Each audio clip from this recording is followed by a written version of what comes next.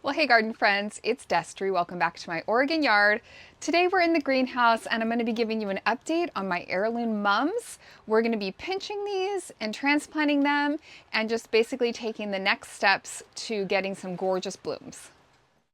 So if you haven't caught the video of me unboxing and potting up these heirloom mums, I will link it in the description below.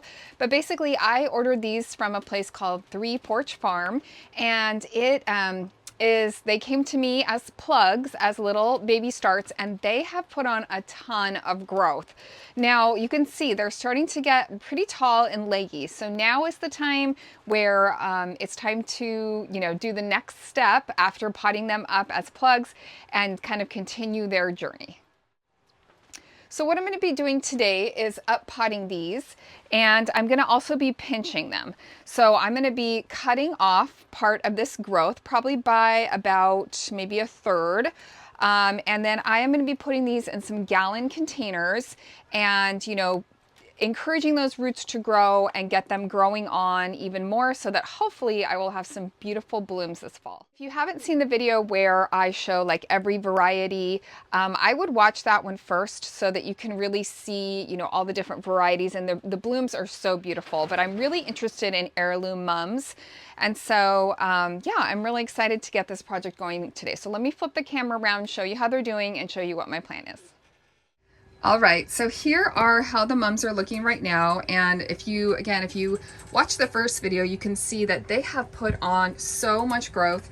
Probably the shortest variety is this one here, this Crimson Tide. These three here are probably the shortest, but you can see some of them are getting really, really tall and almost getting like a little bit leggy. So now is the time where I need to go through and pinch these. So I am going to be taking them down, again, not halfway, but by about a third. So just this top, kind of third of growth. And that will do a couple things. Hopefully it will encourage some branching. It will encourage more blooms and, just kind of get that energy going into the root production.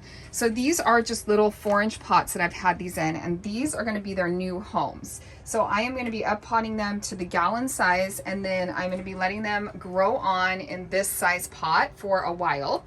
And then the other thing I wanted to mention on these is I have been struggling with aphids. So that has been a pretty big bummer, but I did some research on these heirloom mums, and that tends to be the #1 pest that they struggle with is aphids. So I have been treating them with neem oil, and then I've just been coming in and just kind of hand picking if you want, or just kind of squishing any aphids that I see. But that is one thing that I have been struggling with. They are here in my greenhouse, so they get a lot of sun. I might go ahead and find a place outside for them and see if that helps with the aphid problem too, because that will expose them to some ladybugs or other beneficials that might, eat up some of those aphids. So that's my plan today. I'm just going to set up the camera and get this going. I'm going to up pot all of these. I'm going to pinch them. In fact, I'll probably pinch them and then up pot them. And I'm really hoping for some gorgeous, gorgeous blooms this season. Right, Midnight? We're going to work on some mums today, right? Yeah. I already went ahead and got all my pots ready. I think I'm going to go ahead and start by doing the pinching process. So it hurts my soul to do it in a way, because it's like you've grown them on, they've got tall, but everything I've read, everything I've researched says just pinch them, take them down. So we are going to just go ahead and do it.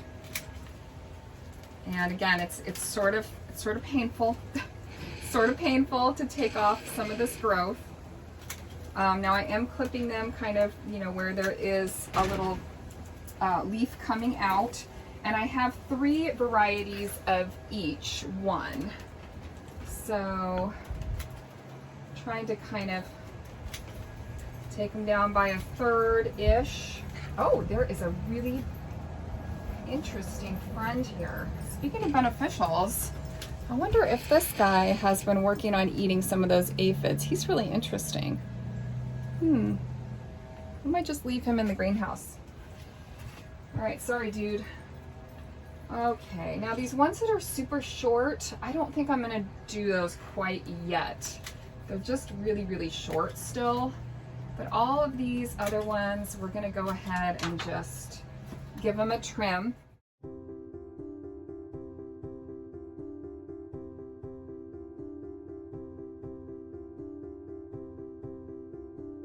This one variety I'm going to leave, but everybody else has been topped, so that is good. And then I'm just going to go ahead and discard all of this. Now I kind of wonder if I could, you know, propagate these somehow, some way. Where'd my little friend go? There you go, little friend. Let's put you down here. There, go. Did I get him? Okay, now he's down. Oop, yeah, got stuff drying everywhere. I put him down here on the, oh, he's like a little grasshopper. I put him down on the beets down here. But anyway, so yeah, so this is what I took. Oh, it kills me to do it. It's so hard to do this process. It always like makes you like, I work so hard to get them growing. But now the other thing I'm gonna do today, the soil that I am using has like a built-in fertilizer. So I'm not gonna put any granular fertilizer, but I am gonna treat them with just a regular like water soluble fertilizer at some point in the next week or so. I have fertilized them a couple times, which is like a 20-20-20, just like a real basic well-balanced fertilizer, but I might go ahead and fertilize them again. But this is all the clippings I'm going to discard of. So I guess my question is, I wonder if I could, you know, do rooting hormone and try to propagate these. I think because they're heirloom varieties, that I don't think there's any laws on propagating heirloom varieties. So I might need to do a little research before I get rid of all these and maybe look into that. But as I'm looking at them, I mean, I think because I've been struggling with aphids, hopefully this will help that problem as well. So I think I might just discard them. I'm really just trying to focus on these. I have noticed the aphids will, you know, really congregate up here at the top at that fresh new growth. That's where they're kind of hanging out. So hopefully getting rid of some of this will help with that problem.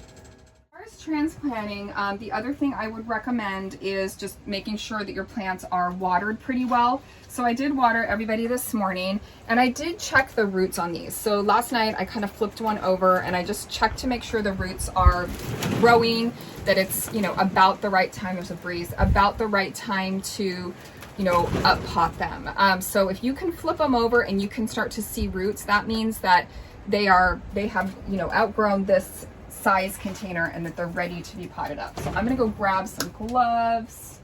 The thing is, I do have a little bit of a system here for how I labeled these, but not every single one has a label. So I'm gonna have to make, where's my labels? I'm gonna have to make more labels for these to make sure that every single can has a label. So I might sit and do that real quick before I start up potting. So this one is called Jefferson Park. A little research too to see if I could pot these a little, you know, if I could like basically take the dirt up to here like you would like a tomato. And everything I've read about these, that's not recommended. It's recommended not to bury the stem basically. So I would like to do that because again, like ones like this are kind of floppy, but I think what I'm gonna do is just start staking them up and get some skewers in here and start staking them. So let me see if I can kind of show you what I mean about the roots here. So see how I can see all those nice fresh roots? Now those roots have hit the bottom of this can, so I know it's time to up pot this. The roots on this one. See those nice healthy roots? It's great. Now another thing with these is I will not be like putting these in the ground outside and leaving them over the winter. They would die. They are not going to handle frost. So I think depending on how they do in these gallon size, this might be my last up pot, and I will just probably keep them in the gallon size containers this season. But that's what we're going to do with all of them. So let's just get it going.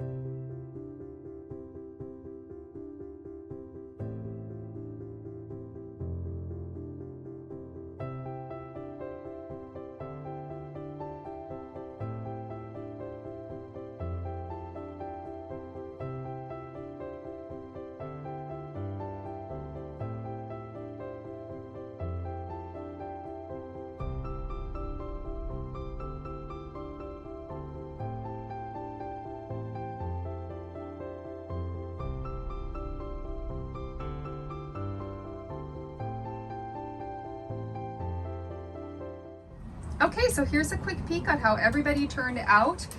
I believe I have a total of, I don't know how many, you guys, 1, 2, 3, 6, 22? 22? I think that's right, I'm not sure. But anyway, now I'm a little hesitant to leave these out in the sun just because they've been in the shaded greenhouse, but I am going to go ahead and water these in with just a 20-20-20 fertilizer, just a basic fertilizer.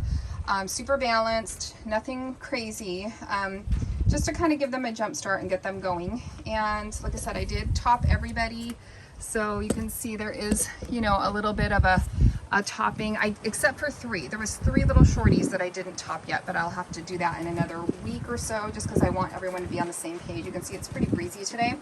So I'm going to go ahead and water these in, and then I think I'm going to move them back into the greenhouse, but I think they look great. I also think they're going to be super happy here in their new home.